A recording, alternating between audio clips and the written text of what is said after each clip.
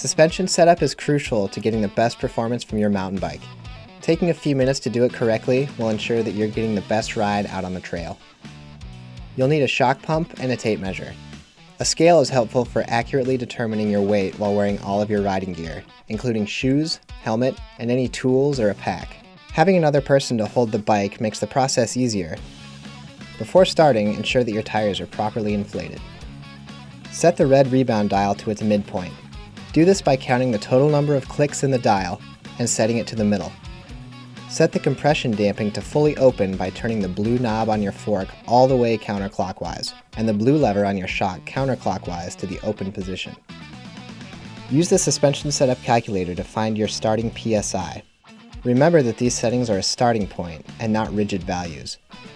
Thread the shock pump all the way onto the air valve and adjust the PSI to match your recommended starting point. Remove the pump and cycle the shock by firmly pushing down on the saddle to equalize the air pressure between the positive and negative chambers. With all of your riding gear on, stand over the bike and hold the front brake. Have a friend hold the bike up while you get on. Give the bike a bounce to activate at least 50% of the travel, and then settle into your normal seated riding position. Raise the shock O-ring all the way up and the fork O-ring all the way down. Gently come off the bike forward. The distance between the O-ring and the seal is your sag. The ideal setting is 25 to 30% of the stroke.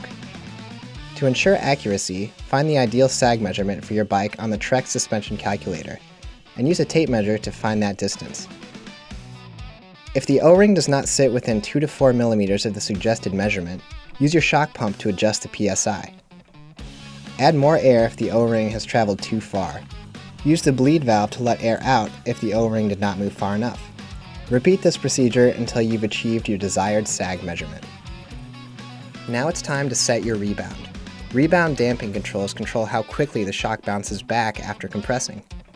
You can find a recommended starting point for rebound on the Trek suspension calculator. Start by turning the red dial on your shock or your fork fully clockwise to the fully closed position with the slowest rebound damping.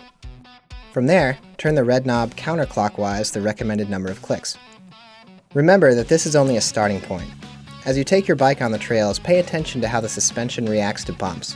If you feel a bucking sensation from your shock or a pogo stick sensation from your fork, your rebound is too fast, and you should slow it down by turning the red knob 1 to 3 clicks clockwise.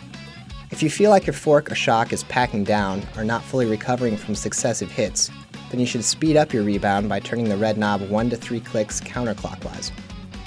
After a few rides, check your suspension settings by measuring the distance of the O-ring from the shock body or fork lowers. After a typical ride, the O-ring distance should match the specified stroke for your shock or the specified travel for your fork. Both of these measurements can be found in the shock and fork spec for your specific bike model on trekbikes.com.